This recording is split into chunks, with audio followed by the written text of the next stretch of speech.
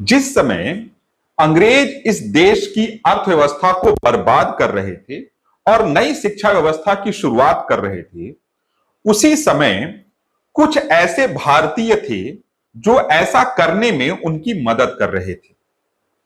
हम सब यह समझते हैं कि अंग्रेज इस देश की भाषाई विविधता, सांस्कृतिक संपन्नता, विभिन्न मतों और संप्रदायों, भौगोलिक क्षेत्रों आदि से परिचित नहीं थे।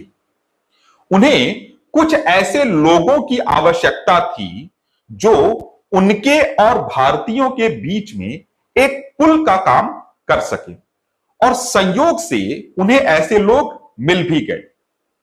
इन लोगों को हम मिडिल मैन कह सकते हैं। मिडिल मैन की तरह कार्य करने वाले लोगों का अंग्रेजियत और उनके नजरिए के प्रति ज्यादा झुकाव था। ऐसा इसलिए क्योंकि इस झुकाव की वजह से उन्हें बहुत सारे फायदे हो रहे थे।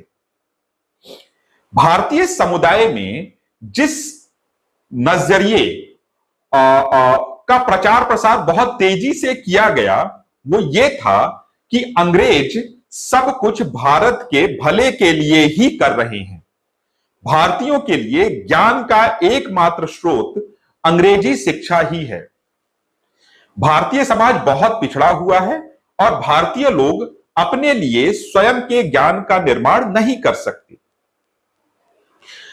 जैसे जैसे मिडिल मैन अंग्रेजों की शिक्षा और उनके नजरिए को अपनाते चले गए, उतनी ही तेजी से यह नजरिया, जिसकी अभी हमने बात की है, उतनी ही तेजी से यह भारतीयों में फैलता चला गया।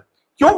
क्योंकि इस नजरिए को भारतीय ही भारतीयों में, भारतीय भाषाओं में फैला रहे थे। यानी कि मिडिल मैन जो कि भारतीय थे, जन समुदाय जो कि भारतीय थे, मिडिल मैन भारतीयों में भारतीय भाषाओं में ही इस अंग्रेजी नजरिए को फैला रहे थे।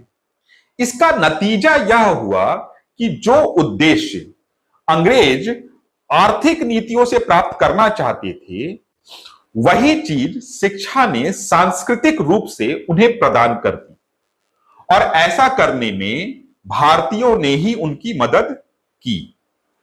कौन सी चीज थी वो?